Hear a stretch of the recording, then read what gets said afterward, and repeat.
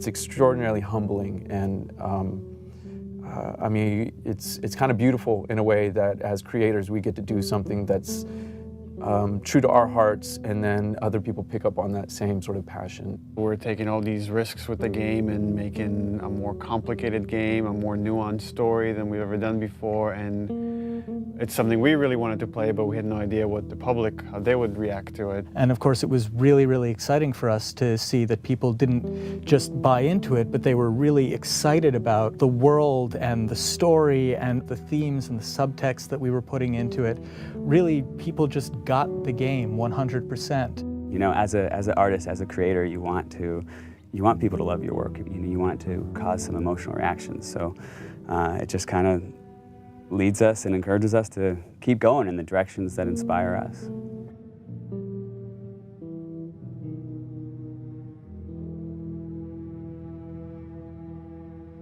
The Last of Us: American Dreams, the graphic novel we released through Dark Horse, co-created by Faith Erin Hicks, the co-writer and amazing artist on that comic book. And it introduces the character of Riley. And in it we get to see kind of Ellie coming out of her shell, and she starts taking on these attributes from Riley, but it's the first day they meet. And it became really interesting to us to say, okay, months later, after these two have become best friends, and they've had this falling out, where does that relationship go? In discussing ideas, it's like, what if we got to play through that kind of relationship? What if we saw that relationship? And it gives us an opportunity to test out various mechanics and storytelling ideas that maybe we couldn't test on the scale of the full game, but doing it in a smaller time frame allows us to try out these ideas and say, okay, that's interesting. How did that work? The comic book was kind of a great way to see a little bit of what Ellie and Riley's relationship was. So when we set out to design the world, we already had a point of reference that there had already been some great work done just in terms of some of the visuals and some of the language between Riley and Ellie.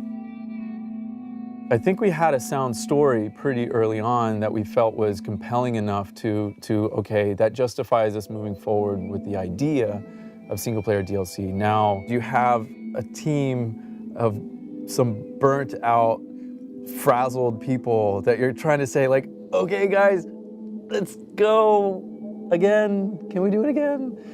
And that's a lot. That's a lot to ask of anybody after 3.5 years of grind. We kind of right away knew we wanted to focus on Ellie. We wanted to tell a little bit more about who she was before all this.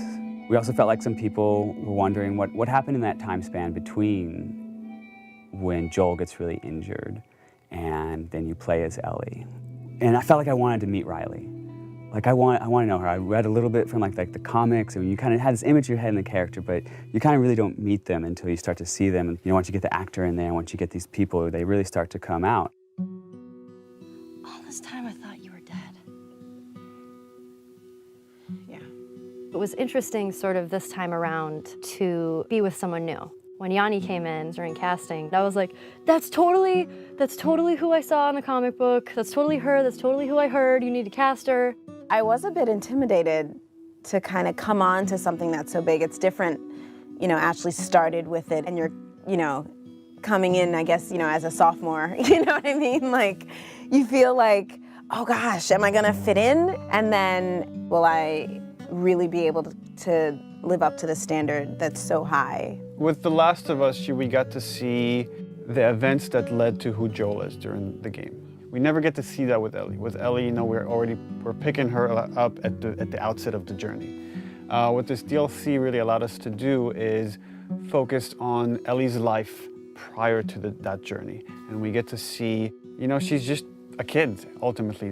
Despite, the journey she's about to go on, you get to see her have fun, and you get to see her playing with her best friend, and you get to see her be romantic with someone. You definitely see a very different side to Ellie. Being with another teenage girl sort of brings out that playfulness and that silliness that you see glimpses of that with Joel, but it's different hanging out with a 40-year-old dude.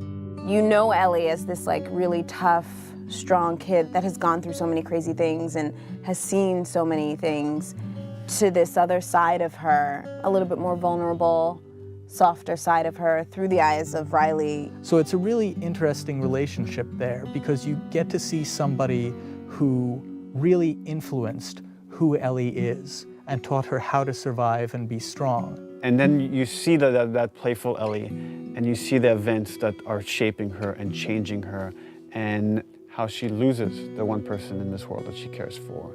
And then you understand why she's willing to fight tooth and nail to not lose Joel. She's already lost this person that she loved. She's not about to let it happen again.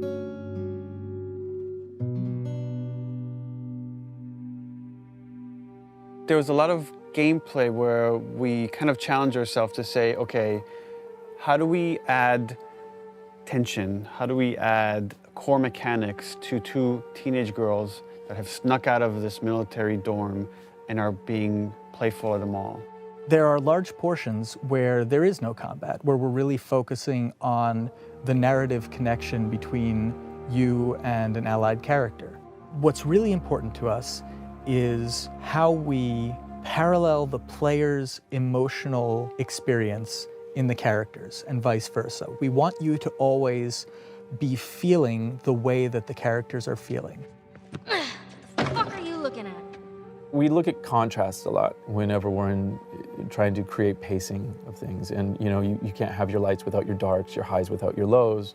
So while we're looking at the Ellie storyline, we also want to contrast that with what's happening in the desperation of Joel.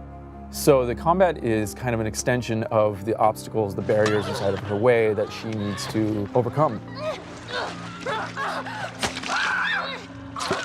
Something new we wanted to do with the combat this time was we introduced David's people, sort of the cannibals in the university. By pulling David's crew into the mall, we also thought it would be intriguing to create some new technology where we had the infected fight the humans. We developed a number of setups, combat setups, during the DLC where the player has the opportunity to pit those two sides against each other. And for us, this was really interesting because this allows you to use one faction as a weapon against the other. Now you're able to use these distractions almost as bait or as lures. So that creates this whole new way to think about a combat space and to think about ways that you move around. But it still drives home that idea that it's a desperate world and you're trying to survive in it. The main themes that we're playing with, I think, are love and loss and, on some level, devotion. What lengths do you go to protect the ones that you care about? If you never know if you're going to die tomorrow, in the next hour, in the next few minutes, every moment spent with those you love is a moment to cherish. The relationship between Ellie and Joel, it dealt with survival, it dealt with loyalty, and ultimately it dealt with love. The love of a parent to a child or a child to a parent. The DLC is not that different. In this world, all you really have are your relationships and your friends. I mean, that becomes everything. And I think that's sort of reiterated in the DLC. One of the great things about Last of Us was how much people related to Ellie and enjoyed Ellie and saw her as this strong character. And here we'll get to see how her time with Riley has become that and something that propelled her to be able to go on this journey with Joel.